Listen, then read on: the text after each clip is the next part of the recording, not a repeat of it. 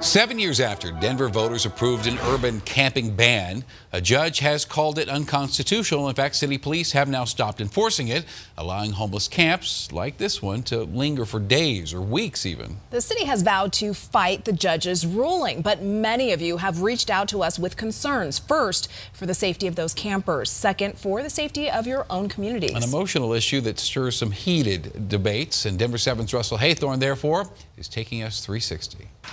Like many of us, Shane still likes to keep a tidy home, recycling what he can. But lately, I have to constantly go through my yard. Living right across the street from a growing homeless encampment nearly cost his dog his life. A couple months ago, he got sick because somebody threw a chicken bone in my yard, and chicken bones are very bad for dogs because they don't break down. So I actually had to get him surgery. On the other side of the fence, call a constable, have them come out here and evict me.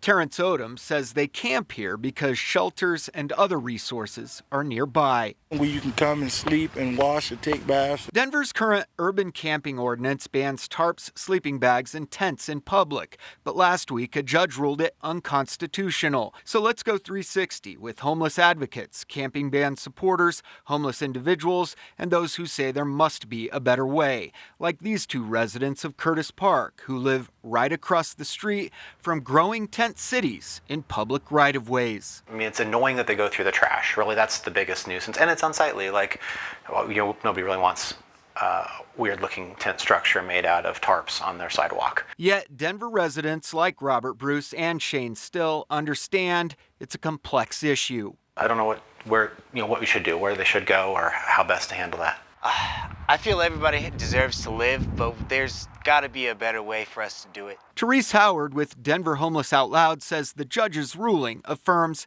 the camping ban is cruel and unusual. It's considered cruel and unusual punishment to criminalize folks, and that includes harassing folks, telling folks to move on, and ticketing folks for doing things that you have to do to survive. Scott Frank is a business owner who says this is about much more than camping. The larger issues, as we all know, and that's what everybody would say, it's about affordable housing, it's about mental health, things like this. In Seattle, a recent 60 Minutes report highlighted how that city allows tents on vacant strips of land, like this one in the shadows of I-5, getting them away from neighborhoods. Yet it's still not a perfect solution. We're sick of it.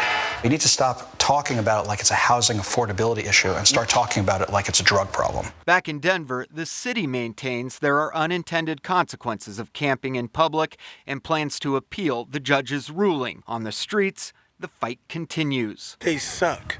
Why? And they can do better. Why? Because they have the resources, and I just think they can do better. I help anybody out there want to survive out here. And that brings us back to Shane. There's just so many of them that we can't really do anything about it. There's got to be a better way for us to treat our homeless with respect, but then get them where they need to be. Russell Haythorne, Denver